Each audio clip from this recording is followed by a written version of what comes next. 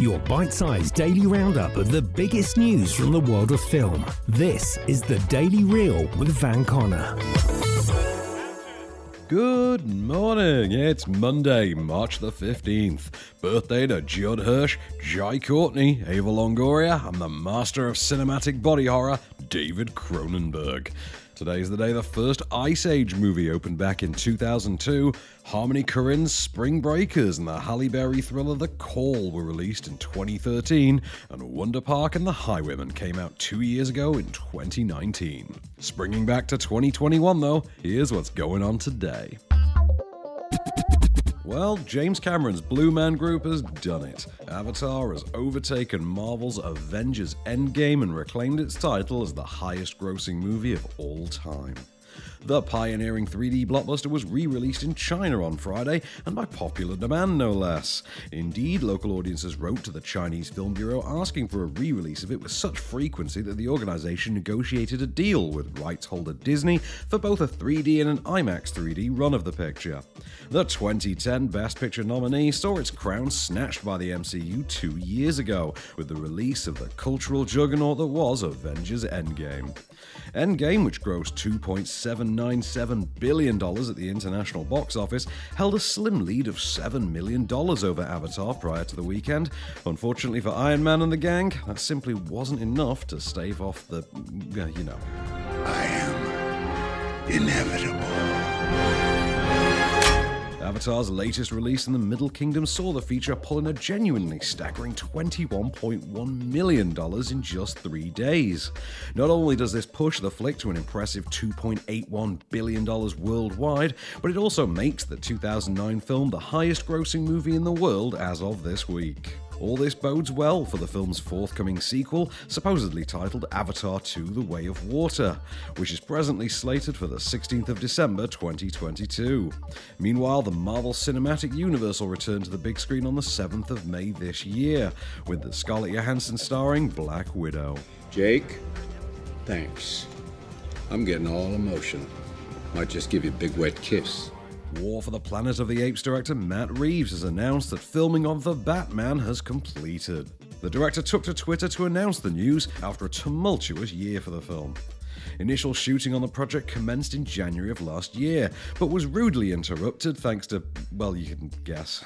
With a few weeks of filming in the can, the crew managed to scrabble together a trailer that released a significant acclaim and buzz back at the DC Fandom event last August.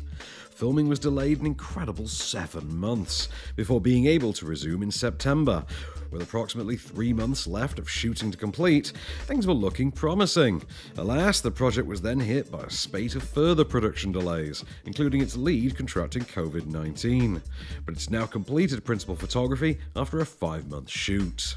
The Batman will see Tenet star Robert Pattinson step into the famous cape and cowl of The Dark Knight, alongside Zoe Kravitz as Catwoman, Jeffrey Wright as Jim Gordon, Paul Dano as the Riddler, and Colin Farrell as the Penguin. Previously scheduled for the 1st of October, the film will now hit cinemas on the 4th of March next year. You want to crash a plane? But not from the air. Not so dramatic. I would have run a jet off the taxiway, breach the rear wall, and start a fire. Well, how big a plane? That part is a little dramatic. And finally, after 105 years, MGM Studios will no longer use a real lion in its iconic ident. The studio has used 8 lions in its logo since 1916, with their current furry friend having been in service since 1957. The newest incarnation, a photorealistic CG-animated lion called Leo, will be the replacement in all MGM movies from July.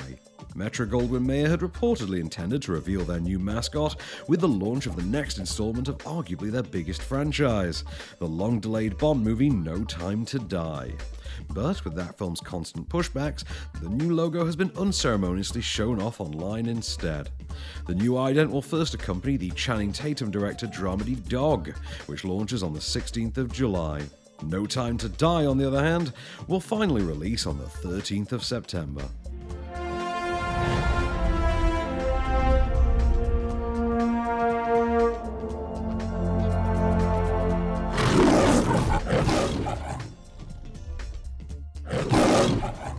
On Netflix from today is the Turkish drama Struggle Alley, It Cuts Deep is new on Shudder, Mubi adds a Colony, and Babe Pig in the City and Hotel Transylvania 2 are new to Amazon Prime.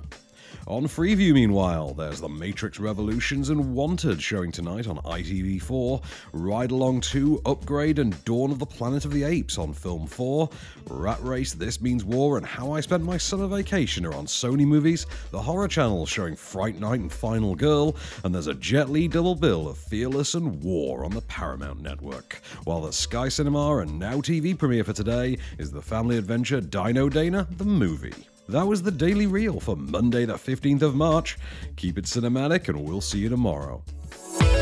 The Daily Reel is a Candystore production, presented by Van Connor and written by Calvin Prickett. All information is correct at the time of writing, and source links are in the description for each episode. Don't forget to rate, review and subscribe on all good podcast platforms, or ask Alexa to install the Daily Reel skill for your morning flash briefing. Follow the show on social at Daily Reel Pod, and we'll be back every weekday. Until then, keep it cinematic.